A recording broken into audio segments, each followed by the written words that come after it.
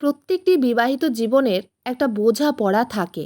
তাই তো বিবাহের অপর নাম হলো অ্যাডজাস্টমেন্ট, অর্থাৎ দুজন মানুষের নিজস্ব সামঞ্জস্য থাকা।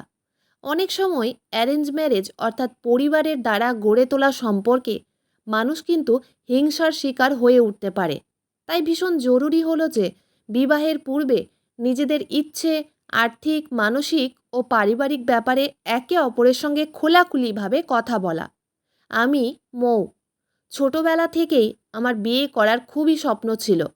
তারপর যখন বিয়ে হয়, তখন বর যখন আমার মনের স্বাদ ও চাহিদা মেটাতে পারত না, তখন আমি অন্য এক রাস্তা খুঁজে বের করেছিলাম নিজেকে ঠান্ডা করতে।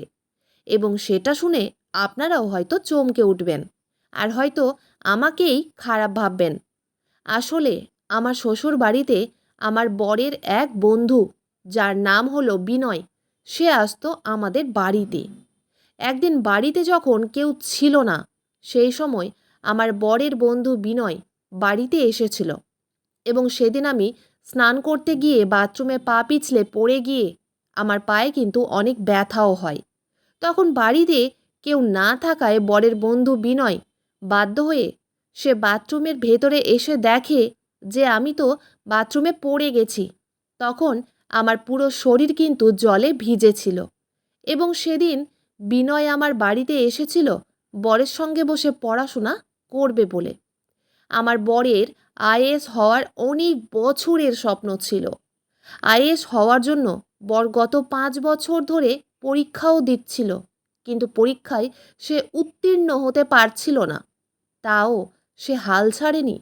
তার মনে দৃঢ় বিশ্বাস ছিল যে সে একদিন অবশ্যই আইএএস হবে।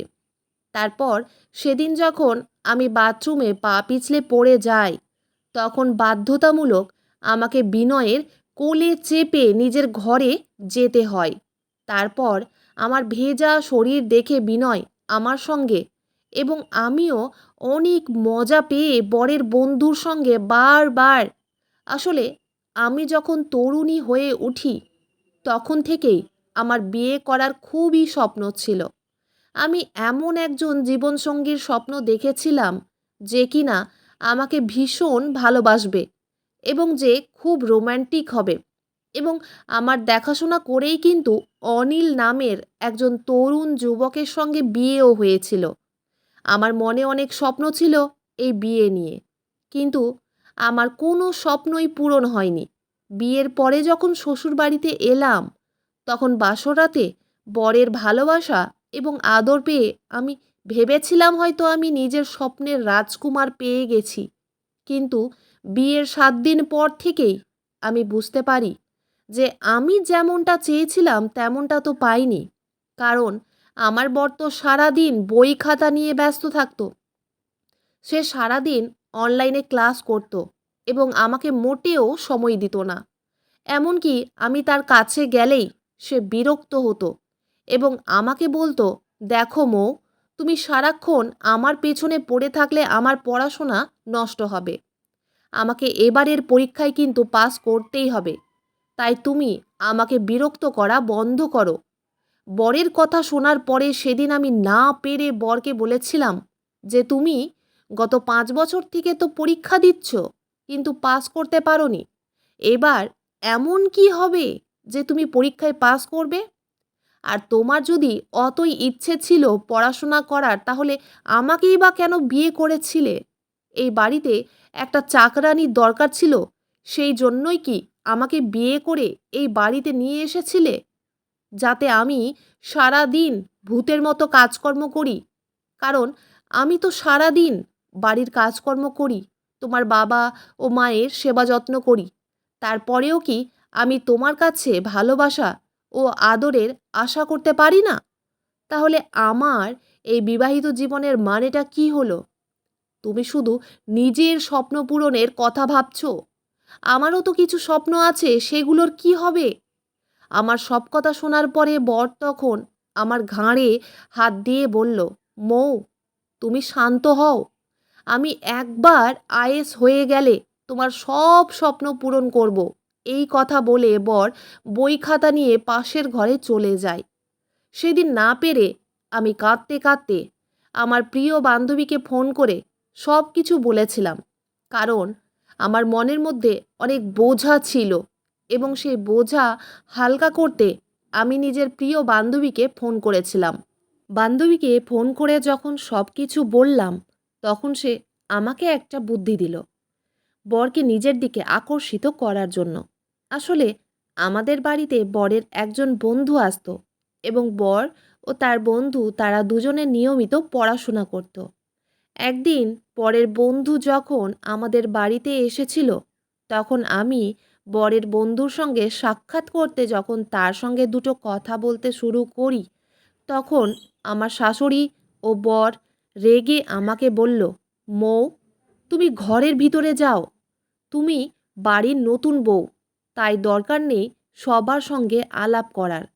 সেদিন আমি ব্যাপারটা বুঝতেই পারিনি যে আমার শাশুড়ি মা ও বর কেন বরের বন্ধুর সঙ্গে আলাপ করতে বারণ করেছিল। সেটা আমি অনেক পরে কিন্তু বুঝতে পেরেছিলাম যে কেন আমার শাশুড়ি মা ও বর বিনয়ের সঙ্গে আলাপ করতে বাধা দিয়েছিল। আসলে যখন আমি আমার বান্ধবীর দেওয়া বুদ্ধি বরের বন্ধু বিনয়ের উপরে প্রয়োগ করেছিলাম, তখন সেটার ফলাফল হিসেবে কিন্তু আমাকেই ভুগতে হয়েছিল। আমার বান্ধবী যখন আমাকে বুদ্ধি দিয়েছিল, সেই বুদ্ধি অনুযায়ী আমি আমার বরকে নিজের দিকে আকর্ষিত করার জন্য বরকে ঈর্ষান্বিত করতে চেয়েছিলাম এবং বরকে ঈর্ষান্বিত করার জন্য সেদিন বরকে দেখিয়ে বরের বন্ধু বিনয়ের সঙ্গে দুটো মিষ্টি মিষ্টি কথাও বলেছিলাম, যাতে বর ঈর্ষান্বিত হয়ে আমার প্রতি বেশি করে যত্ন নেয় ও আমাকে যাতে আরও বেশি ভালোবাসে। এবং বরের সঙ্গে সেই মিষ্টি কথা বলাতেই আমার বরের বন্ধু বিনয়, সে কিন্তু অন্য কিছুই ভেবে বসেছিল এবং সে আমাকে কাছে পাওয়ার জন্য সেদিন হঠাৎ করে আমার ঘরের ভিতরে একটা চিঠি ছুঁড়ে ফেলেছিল এবং সেই চিঠিতে লেখা ছিল, মৌ, বৌদি, কাল সন্ধ্যায় তোমার সঙ্গে পার্কে দেখা করব, তুমি 6টার সময় পার্কে চলে আসবে, আমি তোমার জন্য অপেক্ষায় থাকব। আর ওদিকে আমি যখন বরের বন্ধু বিনয়ের সঙ্গে কথা বলেছিলাম, তখন আমার বর তো তেলে বেগুনে জ্বলে উঠেছিল এবং তার রাগ দেখে কিন্তু আমি ভেতরে ভেতরে খুব আনন্দিত হচ্ছিলাম, এটা ভেবে যে বরের ঈর্ষা হচ্ছে। কিন্তু বিনয় যখন আমার তার সঙ্গে মিষ্টি কথা বলার ধরনটাকে অন্য কিছুই ভেবে বসেছিল, তখন তার নোংরা পত্রখানা দেখে তো আমার ভীষণ রাগ হয়েছিল, কারণ সেই পত্রতে নোংরা ভাষা লেখা ছিল। সে লিখেছিল সে নাকি আমাকে ভোগ করতে চায়, তার নাকি আমাকে দেখে চাহিদা জেগেছে এবং সে নাকি আমাকে অনেক ভালোবাসা ও আদর দিবে। আমি তার মনের ভুল ধারণাটা মেটানোর জন্য সেদিন অনেক রেগে গিয়ে সন্ধেবেলায় পার্কেও গেছিলাম, কিন্তু সে পার্কে ছিল না। ঠিক তখনই আমার মোবাইলে একটা ফোন আসে এবং সেটা বিনয়ের ফোন ছিল। বিনয় আমাকে ফোন করে বলল, বৌদি, তুমি আমার বাড়িতে চলে এসো, আমি না অসুস্থ আছি, তাই বাইরে যেতে পারছি না। তার কথা শুনে আমি তার মনের ভুল ধারণা দূর করার জন্য তার বাড়িতে গেছিলাম এবং সেদিন আমি অনেক রেগেছিলাম। সেদিন আমি যখন বাধ্য হয়ে বিনয়ের বাড়ি গেলাম, তখন দেখলাম তার বাড়ির দরজা তো খোলাই ছিল এবং আমি তখন দরজার সামনে দাঁড়িয়ে তার নাম ধরে ডাকতে শুরু করেছিলাম, কিন্তু কোনো সাড়া শব্দ না পাওয়ায় আমি তার ঘরের ভেতরে ঢুকে পড়েছিলাম। ঘরের ভিতরে ঢুকে দেখি বিনয় বিছানায় বসেছিল এবং আমাকে দেখা মাত্র এসে অনেক খুশি হয়ে আমার হাত ধরে বিছানায় বসতে বলল। সে যখন আমার হাত ধরেছিল, তখন আমি অনেক রেগে তার হাতটাকে দূরে সরিয়ে দিয়ে বললাম, বিনয়, এসব কি অসভ্যতামি করছো তুমি? আমি একজন বিবাহিত মহিলা, তোমার সাহস কি করে হলো আমাকে এই রকম নোংরা একটা পত্র লেখার? তুমি যে কতটা অসভ্য ও নির্লজ্জ আমি আজ বুঝতে পারছি। এবং কেন আমার শাশুড়ি মা ও বর তোমার সঙ্গে কথা বলতে বারণ করেছিল, আমি সেটাও আজ বুঝতে পারছি। আমার বরের বন্ধু তখন হঠাৎ করে আমাকে পেছন দিক থেকে জড়িয়ে ধরে বলল, সুইটহার্ট, আমি তো এখনও কোনো অসভ্যতামি তোমার সঙ্গে করিনি, কিন্তু আমার অসভ্যতামি আজ তুমি দেখবে যে আমি কি কি করতে পারি। তাই বেশি বাড়াবাড়ি একদম করবে না। আমি তখন তাকে নিজের থেকে দূরে সরিয়ে দিয়ে তার গালে একটা অনেক জোরে থাপ্পড় মেরে বললাম, নির্লজ্জ কোথাকার! আমি তোমার সঙ্গে দুটো মিষ্টি কথা বলেছি বলে তুমি আমার সঙ্গে নোংরামি করতে চাইছো?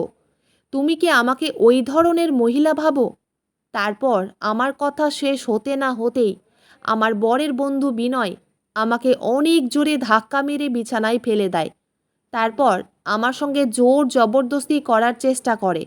তখন আমি নিজের প্রাণ ও মানসম্মান রক্ষার জন্য নিজের শরীরের সব জোর লাগিয়ে দিয়েছিলাম এবং চিৎকার করে সাহায্যের আশা করছিলাম। তারপর ওই সময় আমার সঙ্গে খারাপ কিছু হওয়ার আগেই সেখানে আমার বর এসে উপস্থিত হয় এবং বিনয়কে যখন আমার সঙ্গে নোংরামি করতে দেখে তখন আমার বর বিনয়কে মারতে শুরু করে।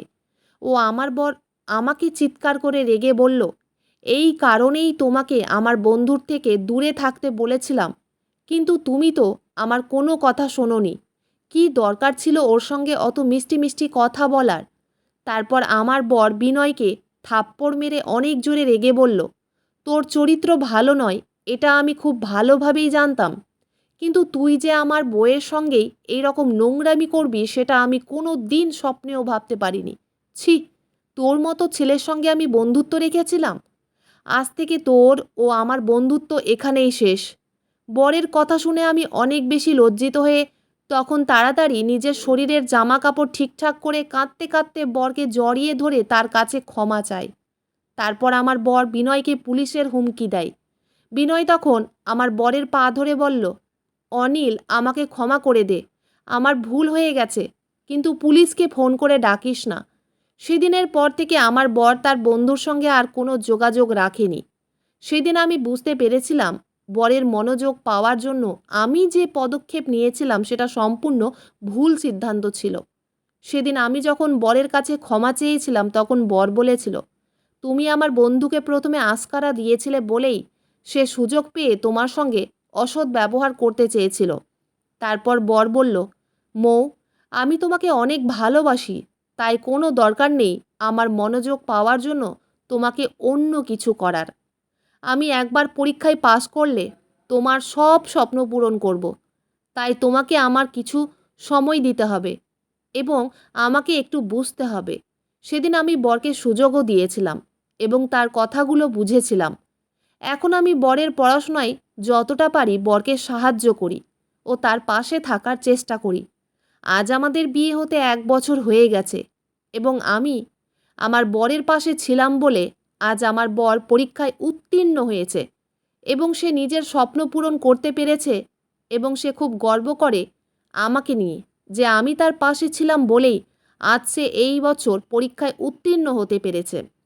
এই জন্যই বলে একটা ছেলের সাকসেসের পিছনে কিন্তু একটা মহিলারই হাত থাকে এবং সেই মহিলাটি কিন্তু তার মা এবং বউ যে কেউ হতে পারে।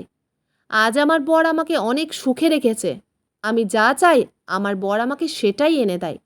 আমি ধৈর্য ধরে ছিলাম বলে আজ বরের সঙ্গে অনেক সুখে আছি।